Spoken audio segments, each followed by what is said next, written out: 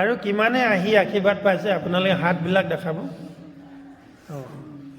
কিমানে আশীৰ্বাদ পাইছে আজি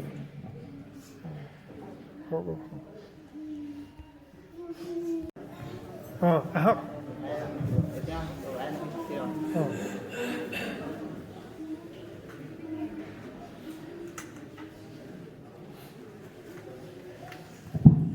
হ'ব ভাইটি ন হেৰি একো হৈছে হা নাই সেইটো কৈছোঁ মই কুঁৱৰী গাঁৱৰ পৰা আহিছোঁ। কুঁৱৰী গাঁও কি হৈছিলে মানে মোৰ ভৰিটো বাৰে বাৰে দুখ পাই থাকোঁ। কেইবাবাৰো অপাৰেশ্যন কৰা হ'ল কিন্তু ভাল হোৱা নাছিলে। 13 চনত ৰিটায়াৰ হোৱাৰ পাছত চাকৰিৰ পৰা ইয়াত আহিছিলোঁ। ইয়াত আহি কিদৰে ভাল হ'ম আপোনাৰ ইয়ালৈ প্ৰায় মই 3বাৰমান আহিছোঁ কিন্তু আপোনাক সাক্ষাৎ হ'ব পৰা নাছিলোঁ। আজিহে হৈছোঁ। তেতিয়া মই মনতে প্ৰাৰ্থনা কৰিছিলোঁ যদি ভৰিটো ভাল হয় তেতিয়াহ'লে মই কৃতজ্ঞ হ'ম। আৰু তাৰপাছত দেখিলোঁ লাহে লাহে ভৰিটো ভাল হ'ল। এতিয়া মই যথেষ্ট ভাল পালোঁ আগতকৈ। তথাপিও সম্পূৰ্ণ ক্লিন হোৱা নাই, তথাপিও যথেষ্ট ভাল আগতকৈ। এইডাল লৈছিলোঁ, বহুতবাৰ লৈছোঁ। মই বাৰে প্ৰতি ভাগে মানে দেখুৱাই এতিয়া পাৰোঁ। এইডাল লৈ কিনে খোজকাঢ়িছিলে ন? সেইডাল লগাই থাকে? এইডাল লগাইছিলোঁ, বাৰে প্ৰতি ভাগিয়ে থাকে। আমি ঈশ্বৰক ধন্যবাদ দিছোঁ। তেখেতে ইমানখিনি লগাই কিনে আছিলে ন, আৰু পেং লৈ কিনে খোজকাঢ়িছিলে, এতিয়া নোহোৱাকৈ হৈছে ন? এতিয়া আঁঠু দুটা ভগা মোৰ।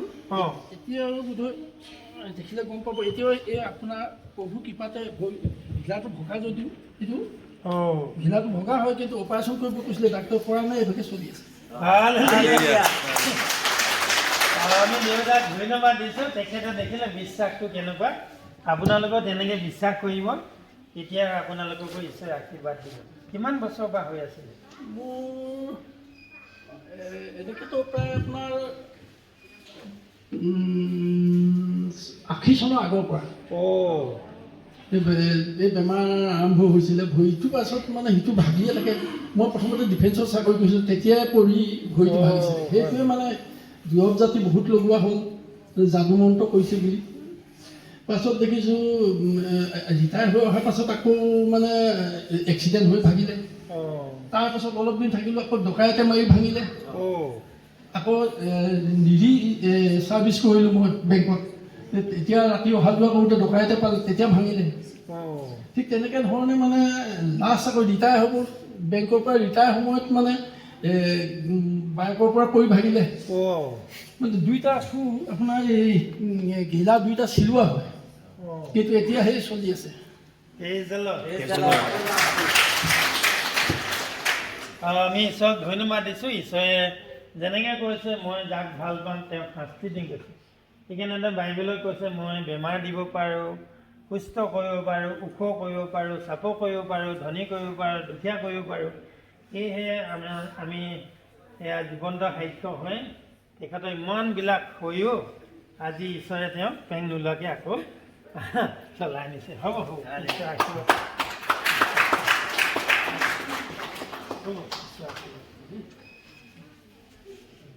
এইটো তোমাৰ